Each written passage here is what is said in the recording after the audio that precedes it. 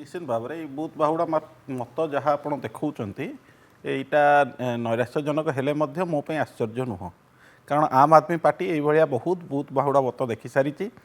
विगत दिन में आपड़ जो देखिए 2012 आम प्रथम निर्वाचन लड़ीलु से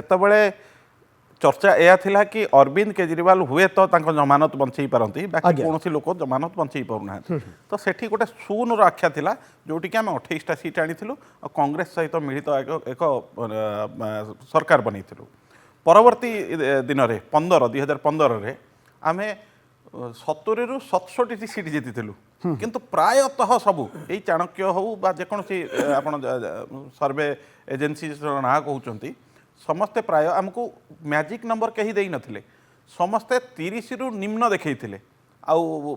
हुए तो मोर जी मन पड़ी 5 और 6 रु स्टार्ट होता किए 6 रु 10 देखा किए 10 रु 11 देखा माने आम कौटी हेले जितबार संभावना नाला आ सरकार कर तो बड़ दूर कथा सरकार आम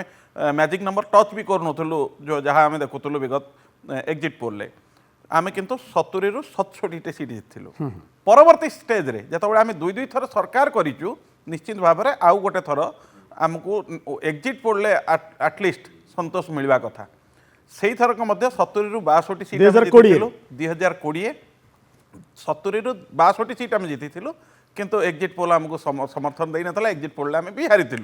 सरकार भी करूँ मैजिक नंबर भी आम पाखे नाला तो यहीटा गोटे आम आश्चर्यजनक कथा नुह कि आपको देखी आम आश्चर्य नुह कारण आपड़ भी कहते आम भी मानुचे exit poll is not exact poll and यहीटा